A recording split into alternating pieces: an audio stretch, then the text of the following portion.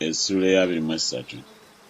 Awo mu mwaka ogw'omusanvu Yekoyaada ne yeenyweza n'alagaanya abaami b'ebikumi Azaliya mutabani wa Yerokamu ne Isimayiri mutabani wa Yekokanani ne Azaliya mutabani wa Obedi ne Maaseya mutabani wa Adaya ne Erisafaati mutabani wa Zikuli.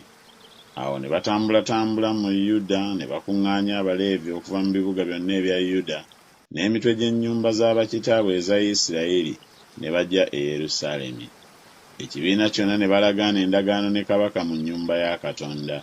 Awo n'abagamba nti, laba, mutabani wa kabaka anaafuga nga Mukama bwe yayogera eby'abatabani ba Dawudi. Ekigambo kino kye muba mukola. Ekitundu kyammwe ekyokusatu abayingira ku Ssabbiiti, ku bakabona ne ku Baleevi banaabanga baggazi ba nzigi, n'ekitundu ekyokusatu banaabanga ku nnyumba ya kabaka, n'ekitundu ekyokusatu banaabanga ku mulyango ogw'omusingi, n'abantu bonna banaabanga mu mpya ez'ennyumba ya Mukama. Naye walemenga okubaawo anaayingiranga mu nnyumba ya Mukama wabula bakabona n'abo ab'oku Baleevi abaweereza. Abo banaayingiranga kubanga batukuvu, naye abantu bonna banaakwatanga okukuuma kwa Mukama. Era Abaleevi baneetooloolanga kabaka enjuuyi zonna, buli muntu ng'akutte ebyokulwanyisa bye mu mukono gwe, n'oyo anaayingiranga mu nnyumba attibwe. Era mubenga ne kabaka bw'anaafulumanga era bw'anaayingiranga. Awo Abaleevi ne Yuda yonna ne bakola nga bwe biri Yekoyaada kabona by'alagidde. Ne batwala buli muntu abasajja be ab'okuyingira ku Ssabbiiti wamu n'ab'okufuluma ku Ssabbiiti, kubanga Yekoyaada kabona teyasiibula mpalo. Awo Yekoyaada kabona n'awa abaami b'ebikumi amafumu n'obugabo n'engabo ebyali ebya kabaka Dawudi ebyali mu nnyumba ya Katonda.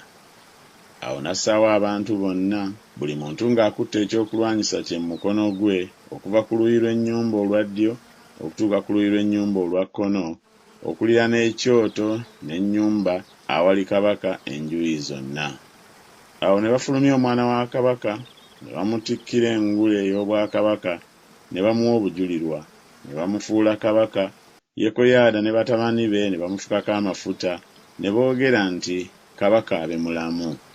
Awo Asaliya bwe yawulira oluyoogaano lw'abantu nga baddukana era nga batendereza kabaka, n'ajja eri abantu mu nnyumba ya Mukama, n'atunula, kale, laba, kabaka ng'ayimiridde awali empagi ye awayingirirwa, n'abaami n'amakondeere nga baliraanye kabaka, n'abantu bonna ab'ensi eyo ne basanyuka, ne bafuuwa amakondeere, era n'abayimbi nabo ne bakuba ebintu ebivuga, ne baleetereza oluyimba olw'okutendereza. Awo Asaliya n'ayuza ebyambalo bye, n'ayogera nti, bujeemu, bujeemu.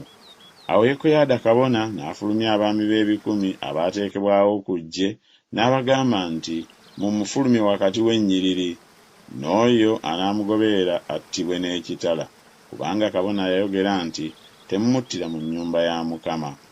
Awo ne bamusegulira, n'agenda awayingirira mu mulyango gw'embalaasi mu nnyumba ya kabaka, ne bamuttira eyo. Awo Yekoyaada n'alagaana endagaano naye yennyini n'abantu bonna ne kabaka babeerenga abantu ba Mukama.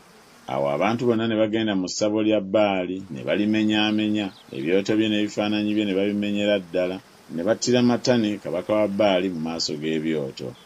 Awo Yekoyaada n'assaawo obwami obw'oku nnyumba ya Mukama wansi w'omukono gw'abakabona Abaleevi, Dawudi be yateekateeka mu nnyumba ya Mukama okuwangayo ebiweebwayo ebyokebwa ebya Mukama, nga bwe kyawandiikibwa mu mateeka ga Musa, nga basanyuka era nga bayimba, nga Dawudi bwe yateekateeka.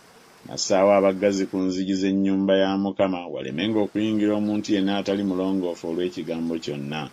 N'atwala abaami b'ebikumi n'abakungu n'abakulu b'abantu n'abantu bonna ab'omu nsi, n'aserengesa kabaka nga bamuggya mu nnyumba ya Mukama, ne bajja nga bafuluma mu kkubo ery'omulyango ogw'engulu ery'ennyumba ya kabaka, ne batuuza kabaka ku ntebe y'obwakabaka.